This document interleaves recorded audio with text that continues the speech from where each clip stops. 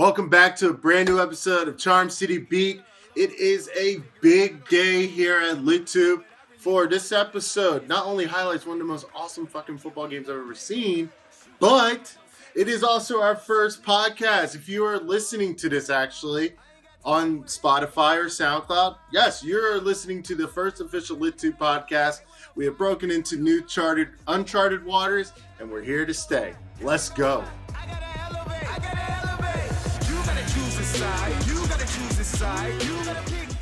So yes, as I said before the intro, it's awesome that we're here at this moment, especially me and Justin. We, the four of us, you, me, Mario, and Alex, started this 3 years ago, and the first ever LitTube video was you and me talking, funny enough, about Marcus Peters and the rest of all those rookies that year. But here we are, actually starting our first ever podcast, and this has been a long time coming, but again, what better subject matter to talk about than the Ravens blowing out the Bengals 49-13? Well, and you mentioned that it's one of the most exciting games, but really just for a Ravens fan. Yeah, let's be honest. Not for a neutral, not for a Bengals fan, certainly, but... Yeah, Bengals fans didn't wake up too happy that Monday morning. But no, and your Rams didn't have a pretty good weekend. Actually, Jared Goff cost me my fantasy football game. Screw him. Well, you're still undefeated. That division, man. Yeah, the NFC West is just weird. And, Ravens are about to actually play 49ers here in a few weeks. But let's first talk about this game. Absolute blowout. The Bengals have a rookie quarterback. Virtually, if I would have said anything, they should have probably relied on the run more, but whatever. But nonetheless, rookie quarterback going against a very good Ravens defense and a very shitty Cincinnati defense going against probably one of the most high-powered offense in the NFL. What do you think? Well, what's crazy to me is just the fact that when the Bengals went into M&T Bank, it was a closer game. Yeah. I think that's kind of crazy to think about that. Like, they get the home field advantage here, and it just ends up with a worse result. Yeah. And granted, I never expected the Bengals to really be a threat in this game, to, get an upset or anything, but... Wow, 49 points on the board. Yeah, and in the beginning, I was even saying to myself, it's like, oh, maybe, I'm watching things Finley's doing, and I'm like, oh, man, this kid, maybe they build a team around him, maybe put a few receivers, and then it was like, interception, fumble, interception. Like, it was like, holy crap, this kid actually sucks. He's absolutely terrible. So I think the Bengals, doesn't look like they're probably going to pick up any victories this year. I would definitely be looking at picking up that boy from LSU, honestly, if I were them. Well, and also for the Bengals, I look at Tyler Boyd and I'm wondering, is he a legit number one receiver? Because he did really well the last year as more of like a number two slot type guy. But now there's no AJ Green, and he's just he's trying to be the focal point of the offense, but I just don't know if he has it in him given the supporting cast he's got, the quarterbacks he's got throwing to him, the line. And yeah, but just overall, the Bengals are just a terrible team, and they're probably going to end up with the first draft pick. Oh, there's no question. Yeah, wow. Absolutely terrible the Bengals are. And it was like nothing goes right for them. It was just right there. They had a couple of scores, but they were in vain. By the fourth quarter, we had RG3 in. But let's get into it. If you're watching ESPN or you're watching any of the major news networks, which we are not, and we are proud of that, the big thing they're talking about right now, Lamar Jackson versus Russell Wilson, who's going to be the MVP? And now, Monday Night Football, in my mind, I don't know. It's a hard decision, but I think Lamar Jackson, honestly. I think Lamar Jackson I think by the end of the season, he may have a slight edge over Russell Wilson. It's neck and neck, dude. It's very close. But I look at the fact that the Ravens probably wouldn't be anywhere near where they are if it wasn't for Lamar Jackson. Well, I think people would also be talking up Christian McCaffrey more in the conversation. Maybe if the Panthers were doing a little bit better, but really the Seahawks and the Ravens have more teams that are pretty much are locks to make the playoffs at this point. So, but I would throw him in the mix too. But yeah, typically the MVP is a quarterback, and like you said, it's pretty close. Yeah, it's pretty close. Two mobile quarterbacks on teams that have really nice winning records. Yeah. But I think you were going to also bring up the point of the Ravens. Are they deserving of their power ranking? Yeah, that was another thing I did want to talk about because new power rankers showed up Tuesday mornings. And the Ravens are number 1. And with good reason. They've beaten the Patriots undefeated at home. You know, of course, they beat them here. We went out to Seattle. The Ravens beat the Seahawks pretty easily. Outside of the loss to the Chiefs, which could have gone either way. That was a very close game. And, of course, that weird blowout from the Browns. I don't see how the Ravens aren't the best team in the NFL right now. I think a case can be made for the Ravens having the number 1 power ranking, but I think that where people would push back is that there are teams with better records. Yeah. The 49ers still just have that one win that was very close loss to the Seahawks that just happened on Monday night. There's a couple other teams that also have 8 wins, but but I hear what you're saying. Other than that one loss against the Browns where you got blown out by the Browns at home, there's nothing else on that Ravens resume right now that says we shouldn't be the number 1 ranked team. And I mean, there's a lot of science behind it. It's like the Ravens defense right now is peaking when they need to. They're hitting their stride. Lamar Jackson is literally a video game character, and that is evidenced by that 47-yard run he had. Mario, roll that. I can feel like 80 rats in my Marys. Me and Drizzy back to back is getting scary. If you fucking with my eyes, just don't come near me. Put some bands all on your head like Jason Terry. Richard Millie cuss a Lambo. Known to keep the better. I mean, the way he runs, I swear to God, it's like literally a video game character. He's a human cheat code. Like, you can't touch him. And I think that edge is what's probably, when it comes down to the end of the season, and they probably look back at all the wins, they look back at all the stats, I think the fact that Lamar Jackson is such a key integral part of, obviously, the passing game, but the running game, and he does it very well. I mean, he's on pace for historic numbers for a quarterback. So, I mean, we're going to see what happens in the next few weeks. I mean, like I said, we have to take on the Houston Texans this weekend, and then we do eventually play that San Francisco defense, and that defense is scary. I mean, they almost beat Russell Wilson, and that's nothing easy to do. So, I mean, I hear what you're saying, because the thing is, like, it's one thing to have a mobile quarterback that can occasionally make a run for the first downs, get down.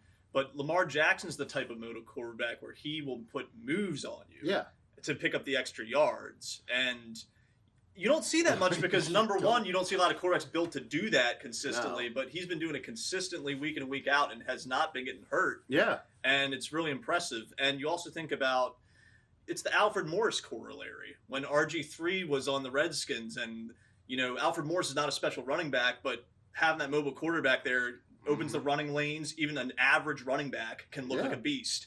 And you've got Mark Ingram back there, Gus Edwards, plenty of guys that are capable of handling the rock. With a mobile quarterback opening the running lanes. And the Ravens have a pretty good offensive line to boot. Yeah. They're just really tough to stop on the ground. Yeah, I think, and the MVP race aside, I mean, I think the most important piece is, like, what is this team built to go the long haul? And of course, like, I was actually thinking about this the other day, Monday, when I was on my way to work, and, people called into 105.7 all the time. They're like, well, Lamar Jackson, is he going to get hurt? Is this going to happen? It was one of those things where I even stopped and thought, it's like, any player can get hurt. Any player. Look at all the quarterbacks that have been hurt this year. Notice one thing. Most of them, outside of Pat Mahomes, aren't mobile quarterbacks. You have, what's his name? From the Steelers. He literally almost died on national TV. He was just standing back there and got hit. So, I think Lamar Jackson's doing a really good job. He's not taking many hits. He's smart with the ball. And I think, honestly, at the end of the day, I think the Ravens fan base as a whole is just not used to this, this type of success. I think it's been a while since we've seen this type of success and had this exciting of a team where the national media is all over it.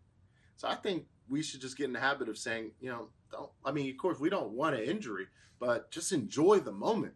Enjoy it, because this is fun. I think you're seeing a Ravens team that has kind of evolved. The Ravens over the years have been known as more of a defensive team where the defense was carrying the whole load.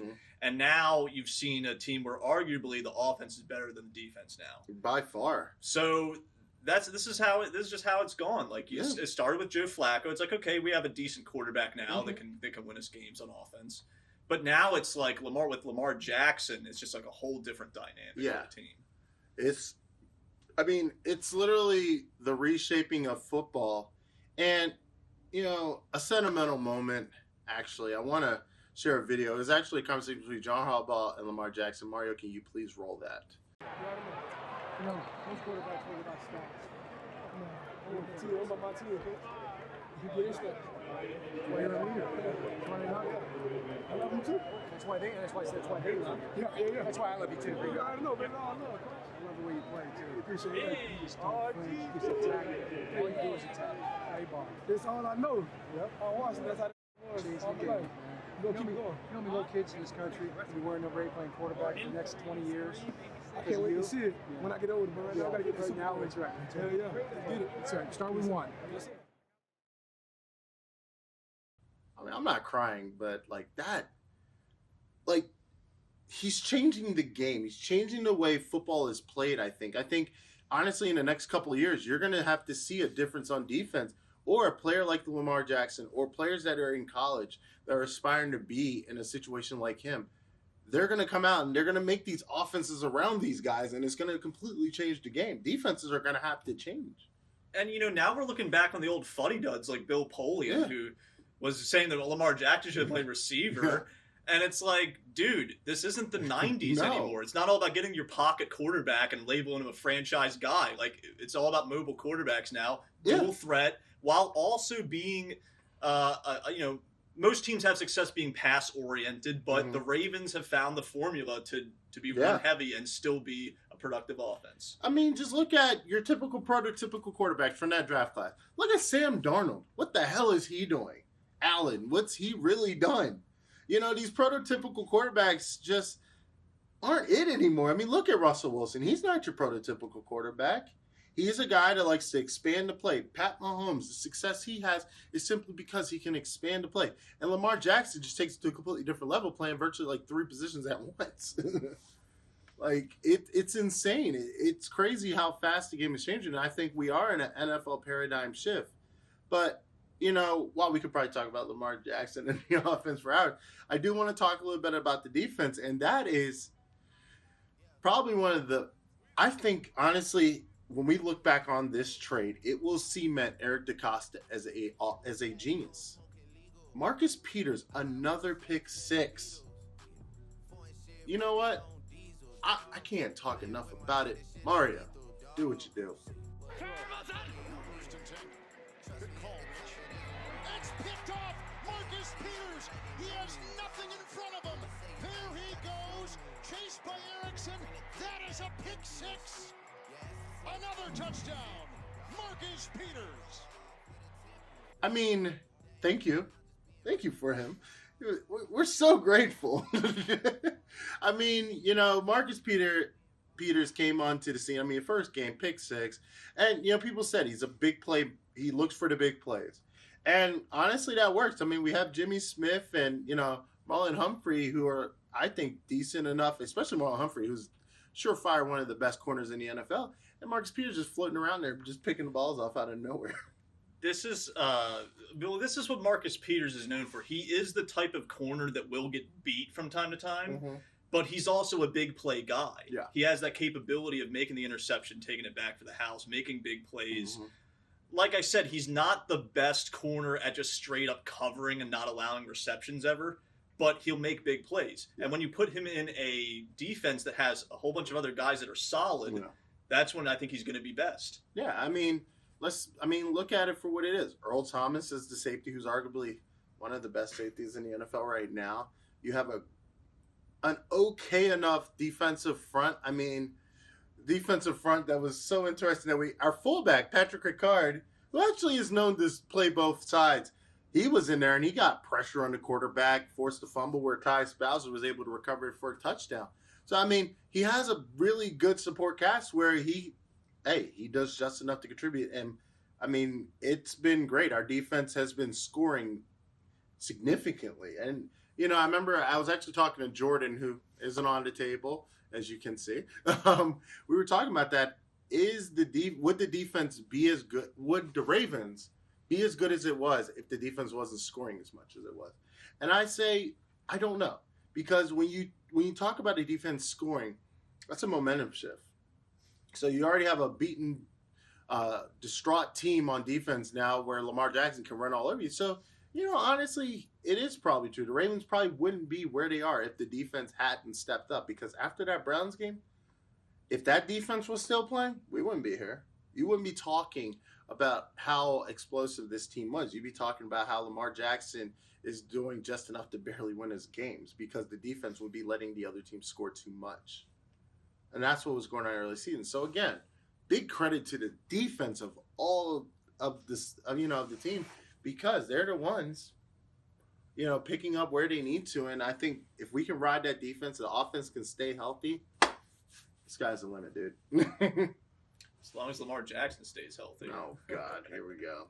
But no, we played the Houston Texans this week, and it's going to be a pretty big game. Deshaun Watson versus Lamar Jackson. I'm sure CBS and every other outlet's going to hype this one up like the next heavyweight fight or whatever. But what do you think about the Houston Texans defense against an offense led by Lamar?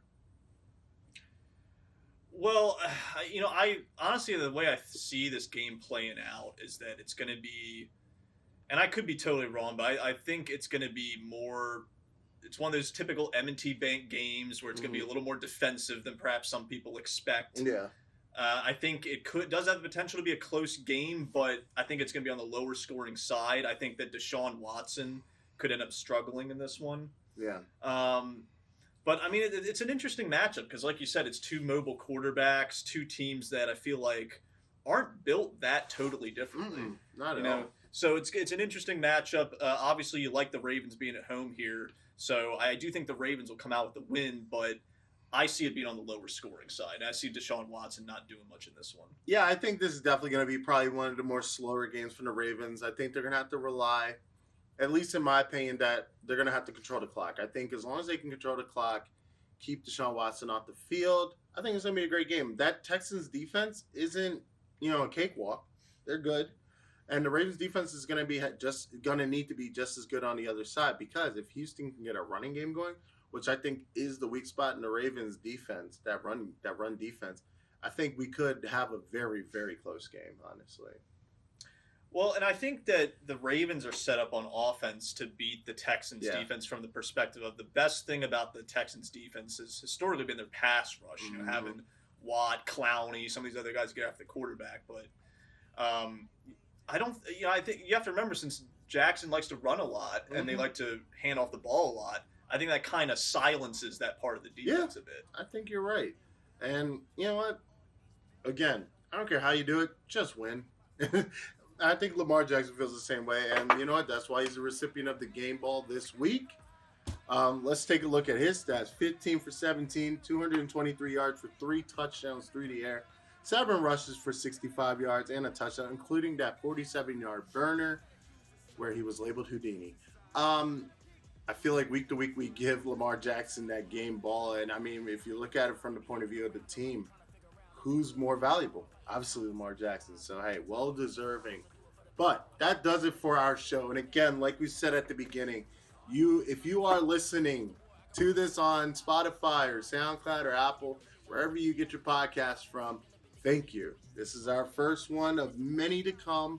We will have a lot of exclusive content solely to the podcast. So make sure to go down in the info below and click on that link, subscribe, turn on your notifications, and get ready for more. No, I'm excited about this. This is very exciting.